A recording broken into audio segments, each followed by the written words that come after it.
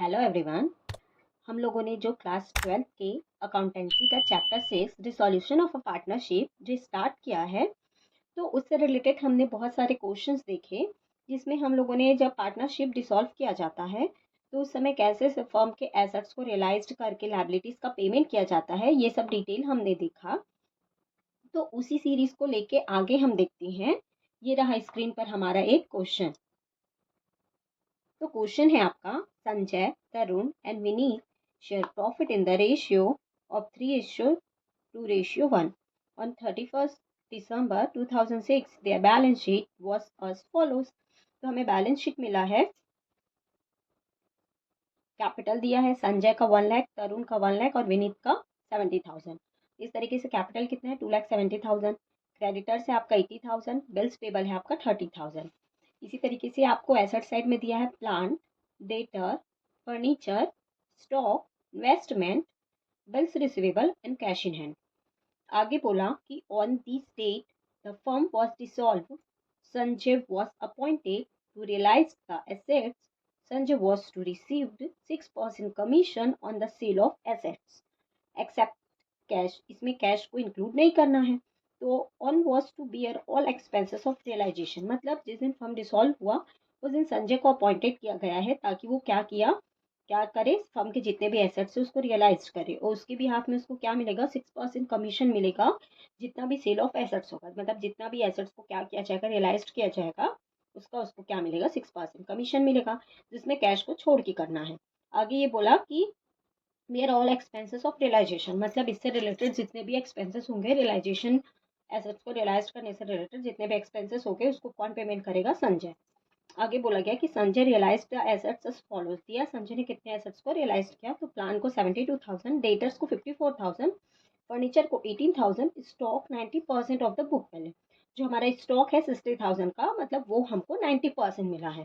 Investment 76,000 and bills receiver 31,000। Expenses of realisation amount to ₹4,500।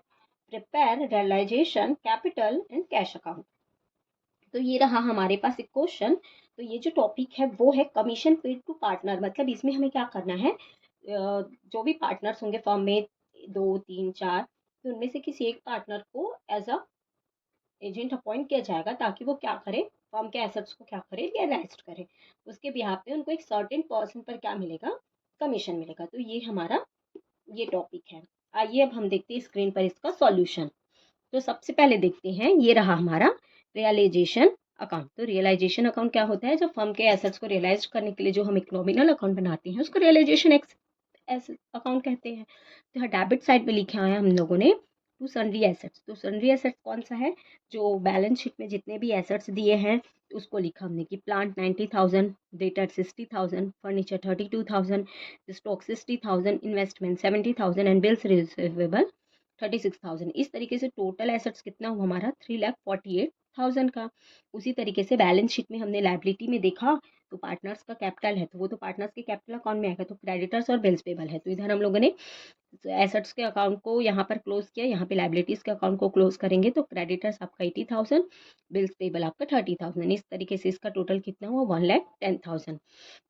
अब क्या करेंगे, जो बोला है कि संजय ने एसेट्स को रियलाइज किया तो उसकी एंट्री करेंगे।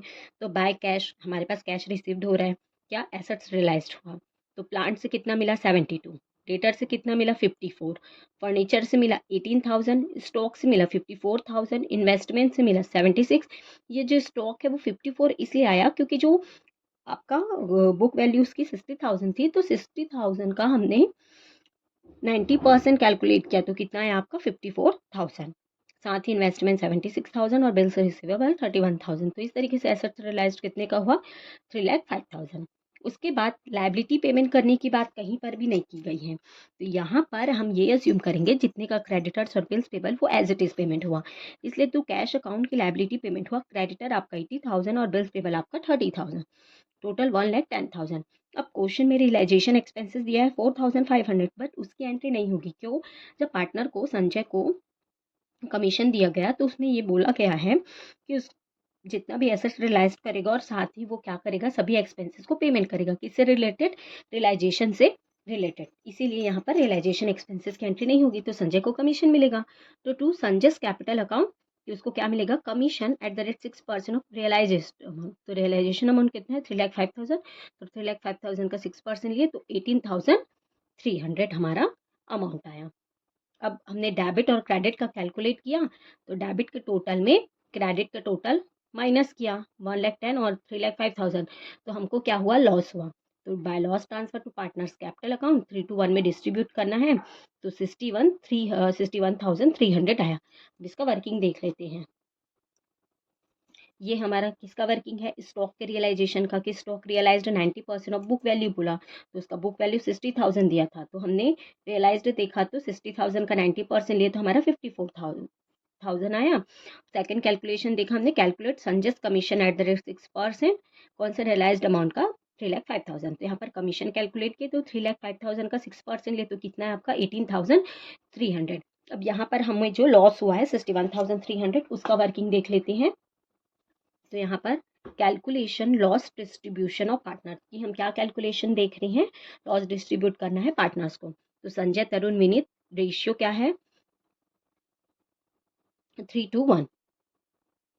तो उनका रेशियो है 3:2:1, तो 3/6, 2/6, 1/6। यहाँ पर लॉस हुआ 61,300, तो संजय का देखा हमने 61,300 इंटू 3/6 लिए तो कितना आया, 30,650।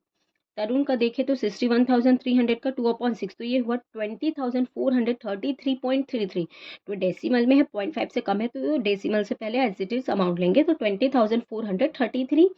विनीत का लिए तो 61,300 का 1/6, तो इसका 10,216 माइनस 16.66, तो ये 0.5 से ज़्यादा है, तो यहाँ पर पीछे डेसिमल से पहले वन जो अमाउंट है उसमें 1 डिजिट प्लस कर देंगे, तो ये हो जाएगा 10,217। तो इस तरीके से जो 61,300 जो हमारा लॉस है उसको तीनों पार्टनर्स को क्या किया गया, डिस्ट्रीब्यूट किया। अभी इसकी एंट्री किस में होगी, रियलाइजेशन अकाउंट में। तो हमने जो अभी लॉस का वर्किंग देखा, तो वो लॉस इसमें लिखा जाएगा कि संजय को मिला 30,650, तरुण को मिला 20,433, विनीत को मिला 10,217। तो इस तरीके से हमारा लॉस 61,300 की एंट्री हुई। तो इस तरीके से हमारा रियलाइजेशन अकाउंट कंप्लीट हुआ। अब हम देखते हैं पार्टनर्स का कैपिटल अकाउंट। पार्टनर्स के कैपिटल अकाउंट के क्रेडिट में दिखेगा आपका ये कमीशन और डेबिट में दिखेगा आपका लॉस। ये रहा हमारा पार्टनर्स का कैपिटल अकाउंट। तो पर्टिकुलर संजय तरुण विनीत, पर्टिकुलर संजय तरुण विनीत, डेबिट क्रेडिट। तो बैलेंस शीट में तीनों पार्टनर्स का बैलेंस दिया, वो लिखे कि बाय बैलेंस ब्रॉट डाउन। तो ये 1 लाख संजय का, 1 लाख तरुण का और विनीत का 70,000। रियलाइजेशन अकाउंट के डेबिट में कमीशन की एंट्री हुई है, तो इसमें क्रेडिट में आ जाएगा कि बाय रियलाइजेशन अकाउंट कमीशन कितना आपका 18,300 किसको, संजय को, और तरुण और विनीत का अकाउंट डैश हो जाएगा। और हमें क्या हुआ है, रियलाइजेशन अकाउंट से लॉस हुआ है, तो लॉस की एंट्री रियलाइजेशन अकाउंट के क्रेडिट में हुई है, तो इसकी एंट्री पार्टनर्स के कैपिटल अकाउंट के डेबिट में हो जाएगी। तो डेबिट में लिख लेंगे कि टू रियलाइजेशन अकाउंट लॉस। तो संजय का लॉस 13,650, तरुण का 20,433 और विनीत का 10,270। और कोई भी डिटेल नहीं दिया है, तो क्रेडिट साइड का टोटल ज़्यादा है, तो क्रेडिट साइड टोटल किए तो संजय का टोटल कैपिटल हो रहा है 1,18,300 इसके कैपिटल अकाउंट का, तरुण का 1 लाख और विनीत का 17,000। तो जो 1,18,300 है उसमें हमने लॉस को माइनस किया, तो एक्चुअल में हमें संजय को अब कितना पेमेंट करना है डिसोल्यूशन के समय, 87,650। उसी तरह तरुण के 1 लाख में 20,433 माइनस किए, तो इसको कितना पेमेंट करना है, 79,567। विनीत के 17,000 में 10,217 पे माइनस करेंगे तो कितना पेमेंट करना है, 59,783। इस तरीके से तीनों पार्टनर्स का कैपिटल अकाउंट का क्या किया गया, टोटल किया गया। इसका 1,18,300, इन दोनों का 1 लाख और विनीत का आपका 17,000। इस तरीके से पार्टनर्स का कैपिटल अकाउंट बना। अब हम देखेंगे कैश अकाउंट। तो यहाँ पर कैश अकाउंट बना तो दो साइड होता है, debit side, credit side, particular amount, particular amount. तो कैश अकाउंट का बैलेंस लिखे, to balance brought down according to question में आपको 32,000 दिया तो वो लिखा गया। उसके बाद एसेट्स को रियलाइज्ड किया गया, तो टू रियलाइजेशन अकाउंट, तो सभी एसेट से क्या रियलाइज किया गया, प्लांट से 72, डेटा से 54, फर्नीचर से 18, स्टॉक से 54, इन्वेस्टमेंट से 76 एंड बिल्स रिसीवेबल से 31,000। तो टोटल एसेट्स को रियलाइज करने से हमें कितना अमाउंट मिला, 3,05,000। तो टोटल कैश का टोटल कितना है हमारे पास, मतलब एक्चुअल में हमारे पास कैश कितना अवेलेबल था, 3,37,000। अब क्या क्या पेमेंट किया गया, तो हम लोगों ने क्रेडिटर्स और बिल्स पेबल का पेमेंट किया अकाउंट में, रियलाइजेशन अकाउंट में, तो बाय रियलाइजेशन अकाउंट से पेमेंट हुआ, क्रेडिटर्स को 80,000, बिल्स पेबल को 30, तो इससे टोटल कितना पेमेंट हुआ, 1,10,000 क्या किया गया, पार्टनर्स के कैपिटल अकाउंट से इनको क्या करना है, पेमेंट करना है। तो तीनों के कैपिटल अकाउंट से बैलेंस ट्रांसफर किया गया। बैलेंस ना बोल के हम ये बोलेंगे कि हमें ये संजय को क्या करना है, पेमेंट करना है। तो 87,650, तरुण को 79,567 और विनीत को 59,783। तो इस तरीके से इन तीनों पार्टनर्स को कितना पेमेंट करना है, 2,27,000। मतलब हमारे पास जितना कैश आया उतना कैश का क्या किया गया, पेमेंट किया गया। इस तरीके से पार्टनरशिप का फर्म का क्या हुआ, डिसोल्यूशन हुआ और जितना भी कैश आया बिजनेस में कैश था और जितना रियलाइज किया गया उस लायबिलिटी का पेमेंट करके बचे हुए अमाउंट को पार्टनर्स को पेमेंट किया गया। इस तरीके से हमारा ये जो क्वेश्चन है वो सॉल्व हुआ। Thank you.